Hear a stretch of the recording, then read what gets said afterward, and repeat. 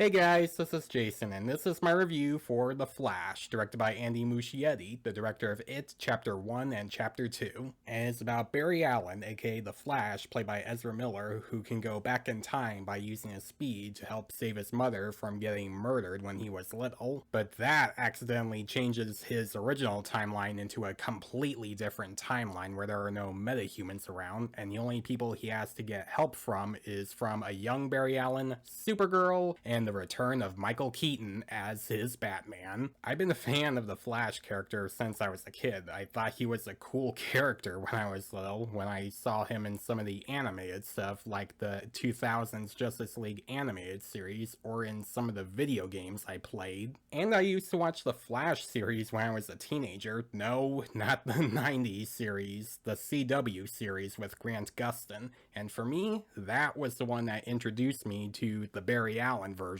of the Flash, because as a kid I didn't really know who the Flash was as a character until I watched the CW series, and I loved it. But after season 3 I stopped watching the rest of it because it just wasn't working for me anymore. And now we finally have a new Flash movie in live action that is based off of the Flashpoint comic, kind of, except this movie changes a few things that weren't in the comic and decides to have those changes in this movie instead. And this movie went through production hell over the years, not just with Ezra Miller from last year, but certain directors came to this project and then keep leaving the project due to creative differences, and that problem kept happening until they eventually got Andy Muccietti to direct it after coming off of the It films. And when this movie came out in theaters this year, it became a big box office bomb, to the point where there are some people out there that loved it and there are some people that just hate it, and there are some that are in the middle. And for me, I think this is actually a really fun time. No, it's not a perfect movie. It does have a few issues, with some plots feeling a little rushed, no pun intended. One of the things I liked about the film is that it does really get you to care about Barry Allen in the film, because as a kid he had to see his mom get murdered when he was very little, and his dad got framed for that, and he spent the next few years trying to get him out of prison and prove his innocence.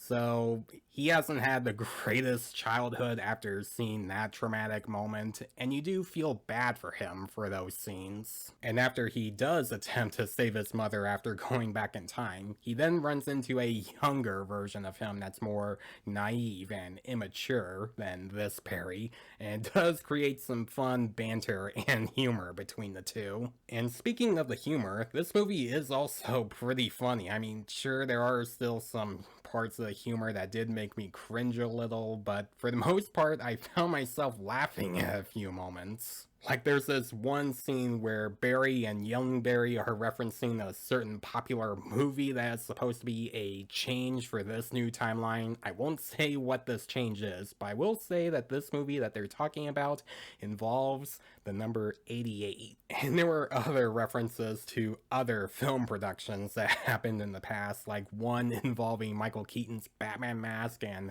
the neck being a little difficult to use for one of the characters in the film. That was a funny reference. And now that I just brought him up, I will say Michael Keaton is easily one of the best parts of the film. He definitely feels like both Bruce Wayne and Batman from Batman 1989 and Batman Returns. And even though I still think Christian Bale and Kevin Conroy are some of my favorite Batmen in either the movies or the animated shows, Michael Keaton is definitely one of the best ones. He definitely gives off the Batman vibe when he's in his costume. And he does have some pretty good fan service moments, which the fan service can be a sore thumb for some audience members, which I'll explain more of that in a second.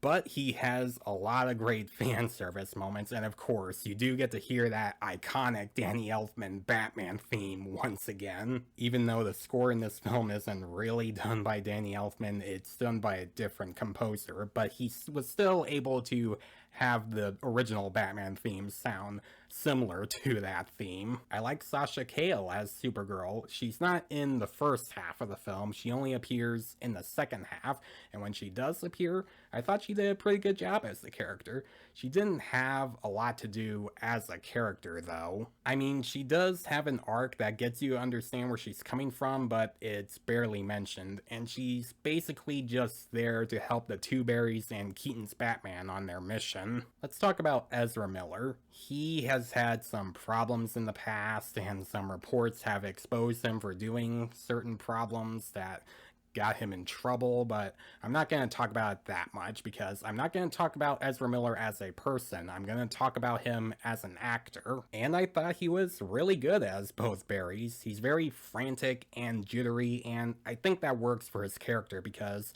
when you have the ability to run super fast, like all the time, I don't think you can help yourself but just feel a little frantic and jittery sometimes. And I thought he also did a pretty good job as the teenage Barry Allen, who's more naive and humorous, and I thought he captured that teenage side pretty well, even though he still looks like he's in his late 20s. So let's talk about the fan service for a second, because that has become a sore thumb for some audience members and some critics, and I get it. It has been done wrong in some films, like in particular movies like Jurassic World, The Lion King remake from 2019, Terminator Genesis. Like, those movies did that fan service, and Matrix Resurrections did that very wrong and didn't really understand why a lot of people loved them, until with some other films, like in my opinion Spider-Man No Way Home did that fan service pretty well. And that movie showed the villains from the Raimi trilogy and the villains from the Mark Webb trilogy in most of the film. And spoiler warning just in case, although I can't say it's a spoiler anymore because there's already marketing for it, you already know that Tobey Maguire and Andrew Garfield are in the film, and they don't appear until the third act, and that's where I think the fan service in that film worked. Another good example of how to make the fan service work is with movies like Doctor Sleep. That is the sequel to The Shining, and that movie has fan service that doesn't really happen until the third act, because the rest of the film is just you getting to understand the characters in that film, and once you're invested, then they save the fan service for the big finale. And for me, I think the fan service in that film worked too. And for me, I think most of the fan service in this film worked really well. There were still some references that made me feel like a little kid again, and there's some great cameos, which I won't say who they are, just in case if you haven't seen the movie yet. But I will say there's this one cameo that was really awesome to see, and there was another cameo that happens in the very end that was very hilarious to see. I laughed so hard at that part. Now let's talk about the parts that didn't really work for me, and that is some of the humor. Like, despite the fact that I still think it's a funny movie, there were still some other parts in the humor that didn't really work for me. Like one scene where both of the Berries are in this room with the young Berries' roommates that have a little bit of humor in that scene, and that entire scene felt a little awkward, but not the kind where it was supposed to be. Like, there was one part involving a tattoo that didn't really work for me, and when they see that there are two Berries in the same room together, they're not even freaked out by that. They're just used to it and they just continue on with their day. Like, that part didn't make any sense to me. Now let's talk about the one thing that really bugged me, and I'm pretty sure you already saw this coming if you've seen this movie in the theaters and you had the same problem too,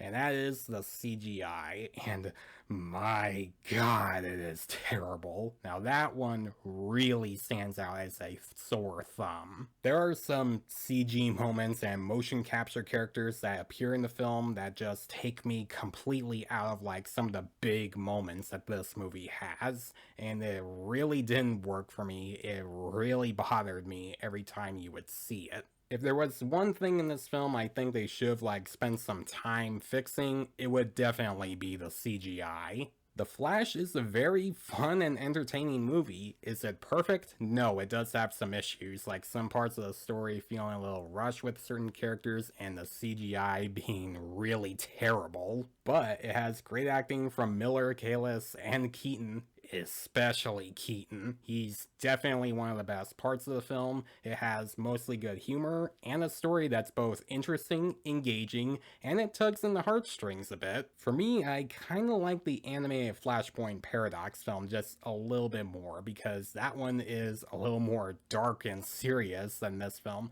but I still think this Flash movie is a really fun time. If you haven't seen this movie yet, please do so. It's definitely a really fun time, and it's one of those movies where I think both critics and audiences were being a little too harsh on it, especially when it comes to the box office. But don't worry about those. Don't listen to the haters. Like, give this movie a chance. It's on Max right now, so watch it there. It's definitely a really fun time for fans, especially for fans of The Flash and Michael Keaton's Batman. I'm gonna give The Flash an A-.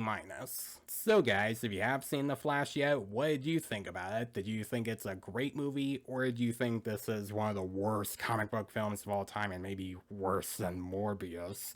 Let me know in the comments below. And as always, if you like this review, please leave a like and subscribe to my channel so you don't miss a thing, because it helps make my channel grow. Follow me on Facebook, Twitter, and Instagram. Hit the notification bell. Thanks for watching, guys, and I'll see you in the next one.